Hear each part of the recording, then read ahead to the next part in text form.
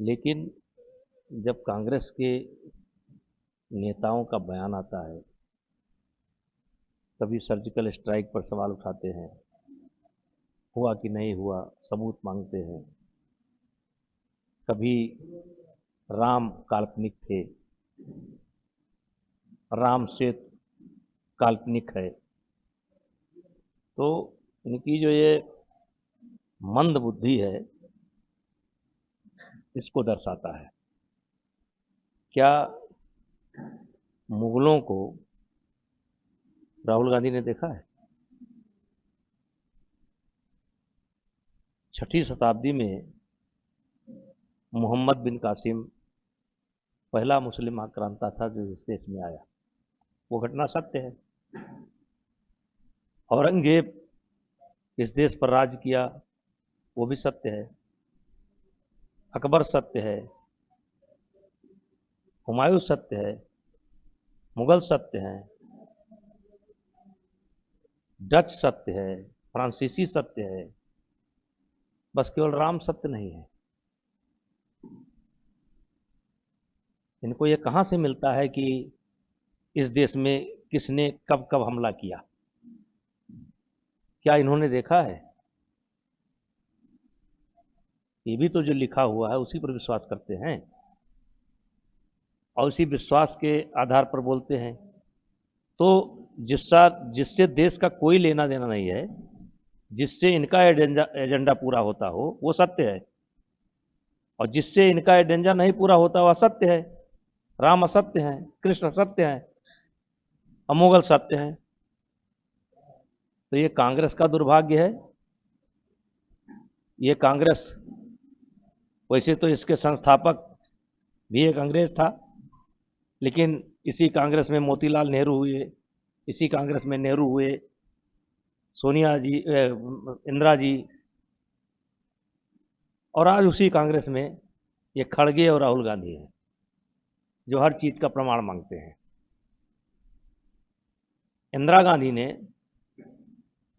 के नेतृत्व में बांग्लादेश के पाकिस्तान के 2 टुकड़े हुए। क्या इन्होंने देखा था इंदिरा गांधी ने करवाया था? क्या इन्होंने देखा था? तो बांग्लादेश के, हिंदुस्तान के 2 टुकड़े हुए, बांग्लादेश बना, भारत ने जो है मदद की। एक तरीके से कहा जाता है कि इंदिरा जी ने के नेतृत्व में, और कहा क्या जाता है, सत्य भी है, हम उसको इनकार नहीं करते, सत्य है। जैसे जिस तरीके से उनको गोली चलवाना पड़ा अमृतसर में, ये भी सत्य है। तो इनका वाला सत्य है, अब बाकी सब असत्य है। खड़गे भी ये भी कह रहे हैं कि मोदी जी खड़गे को समझ ही नहीं है हिंदुस्तान ना। दुर्भाग्य यही है ना, खड़गे को समझ है। देखिए मैं बहुत बड़ा नेता नहीं हूं, मैं बहुत सामान्य आदमी हूं, लेकिन मेरे समझ में न खड़गे आते हैं न राहुल जी आते हैं कि ये जाना कहां चाहते हैं, इनका एजेंडा क्या है, जाना कहां चाहते हैं। देखिए, खड़गे हो या राहुल हो या कांग्रेस पार्टी हो, आज क्षेत्रीय पार्टी के हाथ के ये खिलौना है। एजेंडा क्षेत्रीय पार्टी सेट करती हैं और उसी एजेंडे पर ये खेल रहे हैं।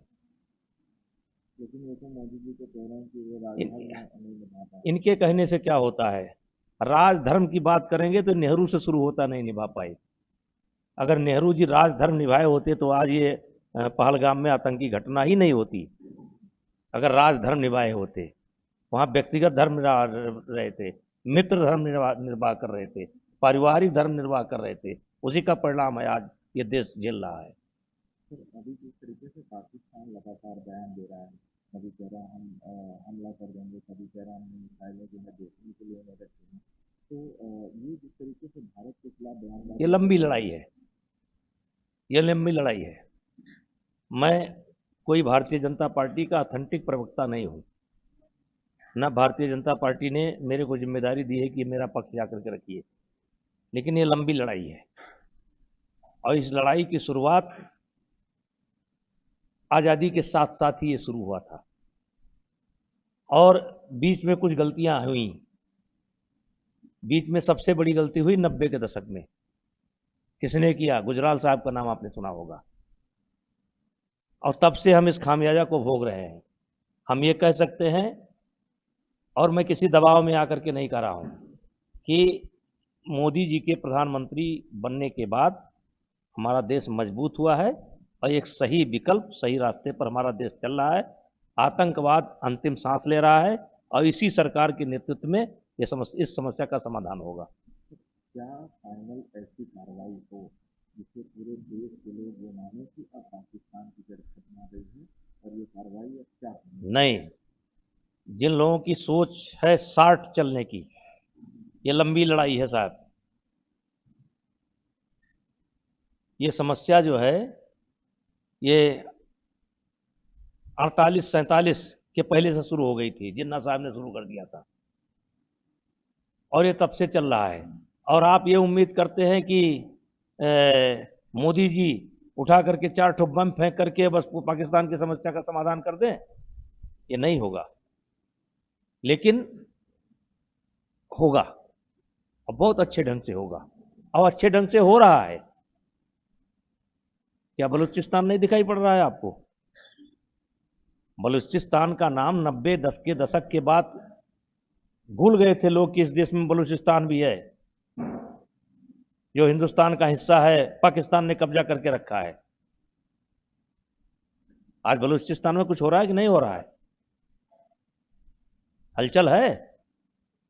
तो एक दिन की लड़ाई नहीं है, और यही सरकार इस लड़ाई को, इस मुद्दे को ठीक करेगी। एक आखिरी सवाल, नेशनल हेराल्ड केस में सोनिया गांधी और राहुल गांधी पर नोटिस जारी हुई है। ये लोग लगातार ऐसा कर रहे हैं कि बदले की भावना से कार्रवाई हो रही है। वो तो हर आदमी कहता है बदले की भावना से कार्रवाई होती है, वो तो हर आदमी कहता है। लेकिन देखिए साहब, किसी के कहने से कुछ नहीं होता है, ना इस पक्ष के कहने से कुछ होता है, ना उस पक्ष के कहने से होता है। लेकिन जो दस्तावेज होते हैं, जो डॉक्यूमेंट होते हैं, उसको कोई बदल नहीं सकता है। अगर आज 5 का 25 ना किया गया होता तो कोई नहीं फंसा सकता था, कोई नहीं फंसा सकता था। तो इनको विश्वास करना चाहिए, कानूनी लड़ाई लड़ना चाहिए। लोग को जब आता है तो ईवीएम पे भी सवाल खड़े हो रहे हैं, बार बार चुनाव आता है तब ये होता है अब ये सब विपक्ष का काम है, ये सवाल खड़े करते रहेंगे।